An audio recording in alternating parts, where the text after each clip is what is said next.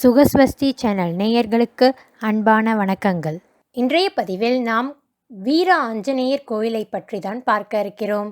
இதுவரை நீங்கள் எங்கள் சேனலை சப்ஸ்கிரைப் செய்யாமல் இருந்திருந்தால் மறக்காம சப்ஸ்கிரைப் செஞ்சிருங்க. கூடவே பெல் பட்டனை சேர்த்து பிரஸ் பண்ணிடுங்க. இந்தியா முழுவதும் ராகவேந்திரருக்கு முந்தின அவதாரமான ஸ்ரீ வியாசர் 732 ஆஞ்சநேயரை பிரதிஷ்டை செய்தார். அவற்றுள் ஒன்றான புதுப்பாக்கம் ஸ்ரீ ஆஞ்சநேயரை ஏற்கனவே நமது பதிவில் கொடுத்திருக்கிறோம்.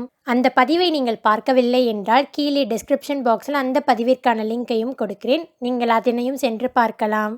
இன்றைய பதிவில் வியாசர் பிரதிஷ்டை செய்த மற்றொரு ஆஞ்சநேயரை பற்றி தான் பார்க்க இருக்கிறோம். இங்கிருக்கும் ஆலயம் சிறியதே ஆனாலும் கீர்த்தி மிக்க இந்த ஆலயத்துள் சுமார் 9 அடி உயரமான ஆஞ்சநேயர் வடக்கு நோக்கி பார்த்தவாறு நின்றிருக்க, ஒரு கையில் தாமரை ஏந்தியும் ஹனுமாரின் வாளில் மணி கட்டப்பட்டும் இருக்கும். வால் சுருண்டு தலைக்கு மீது இருக்கும். இவ்வாறு அழகாக நமக்கு காட்சியளிக்கிறார் அனுமன். இந்த ஆலயத்தின் எதிரில் மிகப்பெரிய அரசமரம் ஒன்றும் வேப்பமரம் ஒன்றும் ஒன்றுக்கொன்று சுற்றி கொண்டு ஒரே மரத்தை போல காட்சியளிக்கிறது. இந்த ஆலயமானது கிருஷ்ணதேவராயர் காலத்தில் கட்டப்பட்டிருக்கலாம் என்று கூறப்படுகிறது.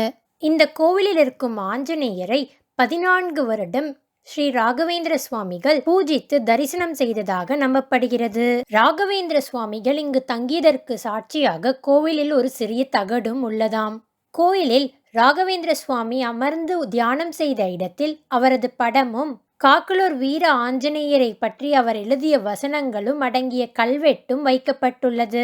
தற்போது உள்ள கோவில் அமைப்பு சமீப காலத்தில் கட்டப்பட்டது. பெரம்பூரை சேர்ந்த ஸ்ரீ ராகவேந்திர மடம் இந்த கோவிலை பராமரித்து வருகிறது.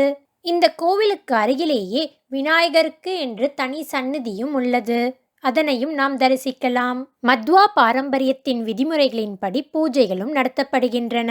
இந்த கோவிலில் ஹனுமான் ஜெயந்தி, ராமநவமி உள்ளிட்ட தினங்களில் சிறப்பு பூஜையும் நடைபெறுகின்றது. இங்கிருக்கும் ஆஞ்சநேயர் நாம் வேண்டியதை அனைத்தையும் நிறைவேற்றும் ஆஞ்சநேயராகவே இருக்கிறார். இத்தனை சிறப்பு வாய்ந்த இந்த கோவிலானது திருவள்ளூர் மாவட்டத்தில் காக்கலூர் பகுதியில் அமைந்துள்ளது.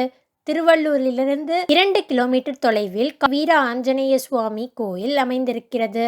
இந்த கோவிலானது காலை 6 மணி முதல் மதியம் 1 மணி வரையிலும் மற்றும் மாலை 3 மணி முதல் இரவு 8 மணி வரையிலும் பக்தர்களுக்காக திறந்து வைக்கப்பட்டிருக்கிறது. இந்த கோவிலோட லொகேஷனையும் நான் டிஸ்கிரிப்ஷன் பாக்ஸில் தரேன். அதனையும் நீங்கள் பயன்படுத்தி இந்த கோவிலை சென்றடையலாம். இந்த கோவிலுக்கு நீங்கள் ஏற்கனவே போயிருக்கீங்கன்னா உங்களுடைய அனுபவத்தை கமெண்ட் பாக்ஸில் ஷேர் பண்ணுங்க. இது போன்ற ஆன்மீக தகவல்களை நீங்கள் உடனே பெற எங்கள் சேனலை மறக்காமல் சப்ஸ்கிரைப் பண்ணிடுங்க. கூடவே பெல் பட்டனை சேர்த்து ப்ரெஸ் பண்ணிடுங்க. இன்றைக்கு இந்த பதிவு உங்களுக்கு பயனுள்ளதாக இருக்கும் என்று நம்புகிறேன். மீண்டும் உங்களை அடுத்த பதிவில் சந்திக்கும் வரை நன்றி, வணக்கம். இந்த வீடியோ உங்களுக்கு பிடிச்சிருந்தா லைக் பண்ணுங்க, கமெண்ட் பண்ணுங்க, ஷேர் பண்ணுங்க. மறக்காமல் சப்ஸ்கிரைப் பண்ணுங்க.